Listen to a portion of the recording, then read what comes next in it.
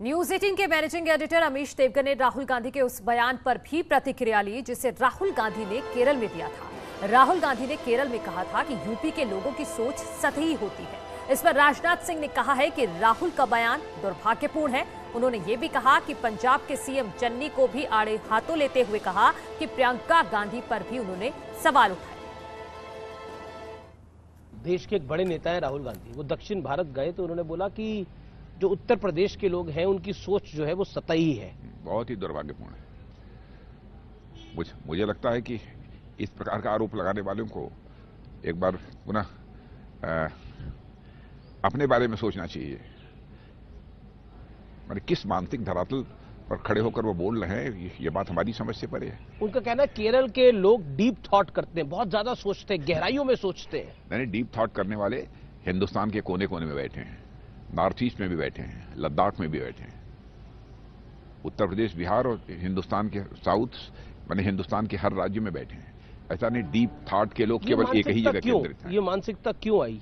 यह बहुत ही दुर्भाग्यपूर्ण है। बीजेपी कहती है वो चुनाव हार गई, इस वजह से ऐसा है कि बराबर कांग्रेस पार्टी का जहां तक सवाल है, उन्होंने केवल वोट बैंक की पॉलिटिक्स की है। मेरा यह मानना है कि राजनीति केवल वोट के लिए नहीं की जानी चाहिए, राजनीति केवल सरकार बनाने के लिए नहीं की जानी चाहिए।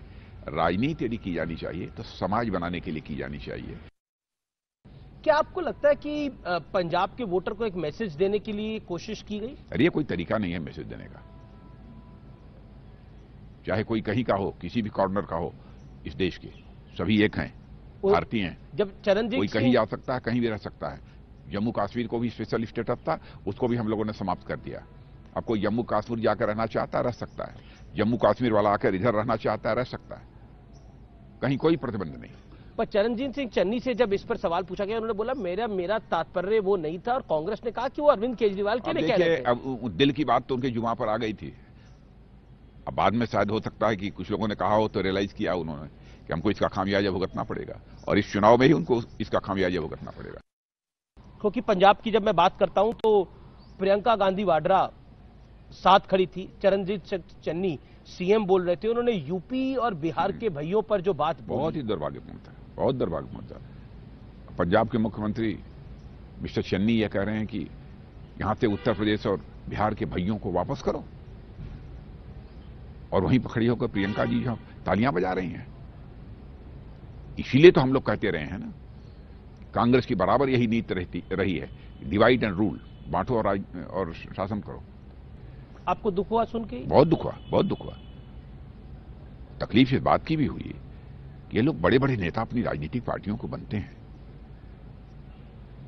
और इस प्रकार की बात यदि कोई कह रहा है तो खड़े होकर जो तालियां बजा रहे हैं लोग। चीन पर राहुल गांधी के बयान को भी राजनाथ सिंह ने दुर्भाग्यपूर्ण बताया। उन्होंने कहा कि कुछ बोलने से पहले राहुल को सोचना चाहिए। राजनाथ सिंह ने राहुल गांधी को नेहरू की भी याद दिलाई और इंदिरा गांधी के शासन में चीन की हरकतों की ओर भी इशारा किया और कहा कि पहले उन्हें आजादी के बाद के इतिहास को पढ़ना चाहिए। क्योंकि आप देश के रक्षा मंत्री हैं तो दो सवाल जरूर बनते हैं, जो राहुल गांधी बार बार चाइना को लेकर बयान देते रहते हैं, उस पर आप क्या कहना चाहते हैं राजनाथ जी? वो बार बार कहते हैं कि सीमा के अंदर घुसा हुआ है चीन। वो क्या कहें, उनको बहुत ही तकलीफ होती है। राष्ट्रीय सुरक्षा के प्रश्न पर इस तरीके की बयानबाजी नहीं होनी चाहिए, और आरोप प्रत्यारोप भी नहीं होने चाहिए। और मैं देश को आश्वस्त करना चाहता हूं कि भारत की 1 इंच जमीन पर भी कोई कब्जा नहीं करने पाएगा। आश्वस्त रहें। उन्होंने तो गलवान घाटी में भी जो संघर्ष हुआ उसके बारे में कैसा बयान दे दिया कि चीन के सेना के जवान कम मारे गए, भारत के अधिक मारे गए। लेकिन आपने देखा कि ऑस्ट्रेलिया के क्लक्सान अखबार ने क्या लिखा है, ठीक इसका उल्टा लिखा है। चाइना के इतने लोग मारे गए,